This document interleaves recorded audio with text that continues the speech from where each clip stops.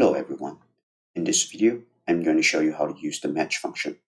So the match function returns the position of a reference when the reference matches the value in an array.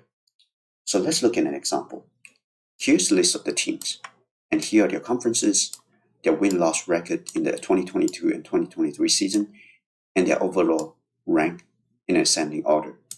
So for the question, so what's the rank of the below teams based on 2022-2023 wins-loss record? So in this case, since we want to return the position of a reference value, we want to use the match function. So in this case, what we want to do here is we do equal match. So for the lookup value, it's just this value that we're trying to look up, which is the Brooklyn Nets. So for the lookup array, we want to look up the team here.